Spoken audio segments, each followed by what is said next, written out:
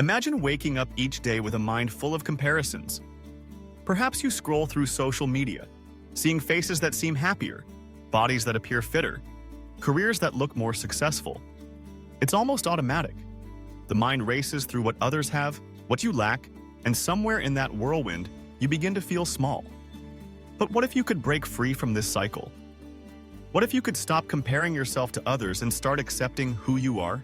Let's journey through the story of Maya, a young woman who, like so many of us, found herself trapped in the shadow of comparison. Maya was a talented artist, though she rarely saw it that way. Each morning, she'd glance at her phone and see dazzling images of art created by people from around the world. Their lines seemed more precise, their colors more vivid, their ideas more profound. She'd stare at her own sketches and feel a familiar pang of inadequacy. Why bother painting at all, she wondered, when there were so many people who did it better? This feeling followed her everywhere, in the classroom, at family gatherings, even during solitary walks in the park. The comparisons weren't just about art. They spilled over into every part of her life. She saw friends who seemed more outgoing, siblings who excelled in academics, neighbors who traveled to exotic places.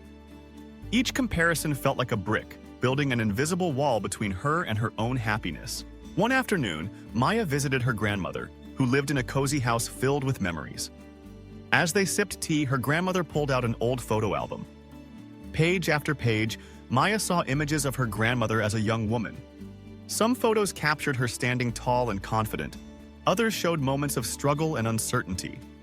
Her grandmother noticed Maya's distant gaze and gently asked what was wrong. Maya hesitated, but then the words poured out. Her fear of not measuring up, her constant comparisons, her doubt that she'd ever be enough. Her grandmother listened quietly, her eyes soft with understanding.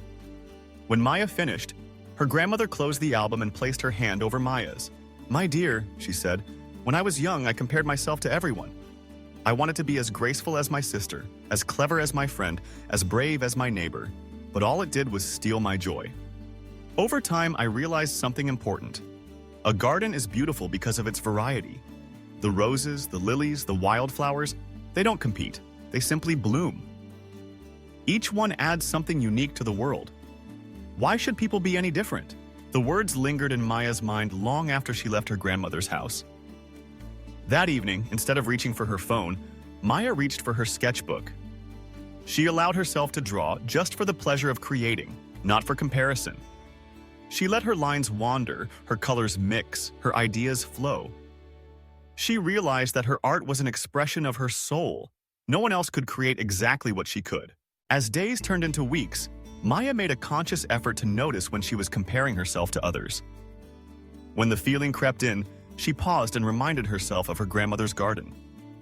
She began to see herself as one unique flower among many, valuable not despite her differences, but because of them.